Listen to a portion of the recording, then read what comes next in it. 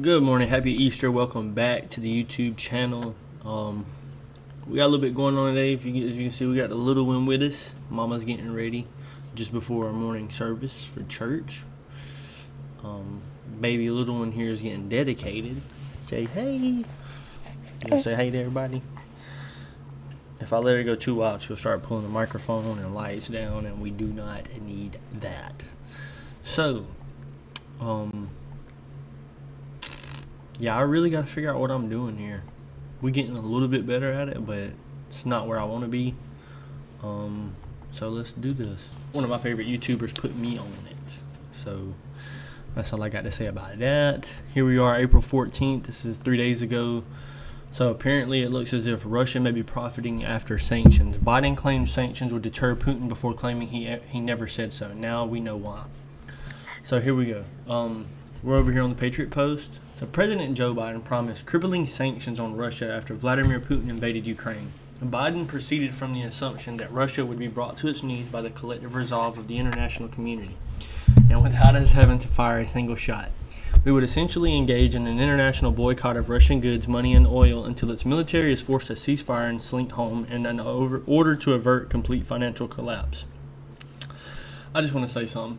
If he's been being sanctioned for the last 25 years as a result of his doings and his actions, what makes you think it's going to stop him now? Please let me know in the comments.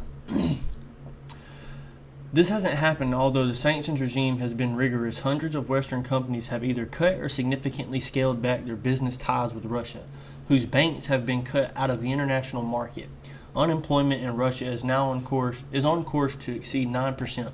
Higher than at any point in the previous decade, and its oil output is now near a 2-year low. But somehow this is a Putin price hike. That's what our government's telling us over here in the States. Despite all of this, Russian energy sales are on the upswing. This is due in part to the sharp rise in oil prices brought on, ironically, by the Russian invasion. Here we go. Russia reportedly might earn more than $300 billion from energy exports this year, up by more than a third from last year, and the ruble has rebounded to its pre-war price against the dollar. This doesn't sound like a crippled Russia nor a panicky Putin. The Russian-Ukrainian war has entered its 8th week and shows no signs of letting up. Sure, the Russian military has given up trying to seize the capital of Kiev, but the Russians are very much intent on seizing and annexing the Donbass territory to the east. Putin fully intends to bring Ukraine under the yoke of his Russian empire, piece by piece if necessary. The remarkable resistance of the Ukrainians hasn't changed his mind, and neither have Western economic sanctions. It's been the same response for the last 25 years when he started in Georgia under Bush. Like Trump said, you're not gonna end us. Yeah, if you're not gonna end us, you're telling him do as you please. Go crazy. Go crazy.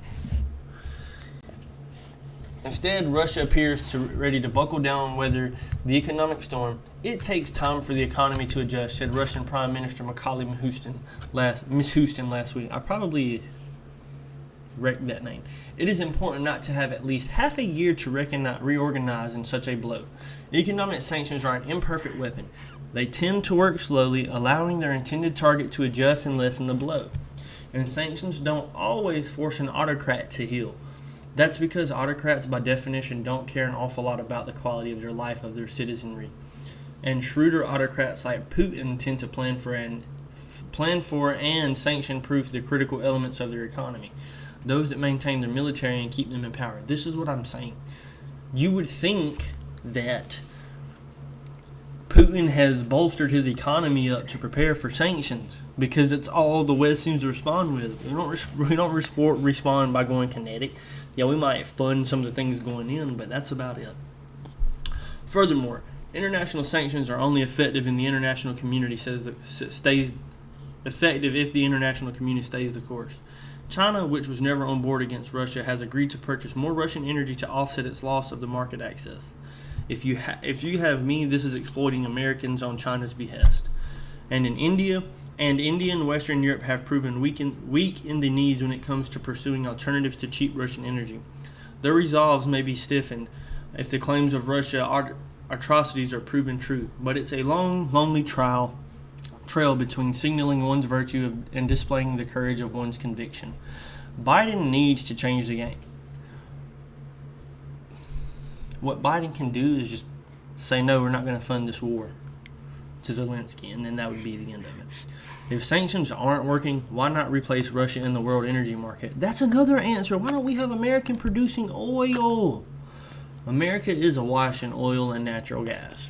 We could sell it more cheaply than Russia, make more money doing so, and take better care of the environment along the way.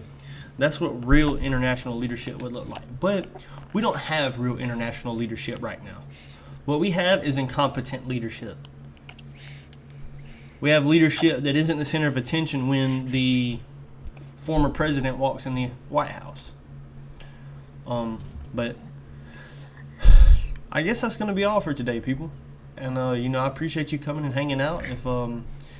If you like this article, give me a subscription. If you enjoyed seeing the baby today, let me know in the comments. I'm sure she's got a lot to say about this, and she's probably about to let me hear it. So, happy Easter. Thank you for being with me. Thank you for coming and being patient with me as I stumbled through this article. But I can't wait to come back and give you more content like this.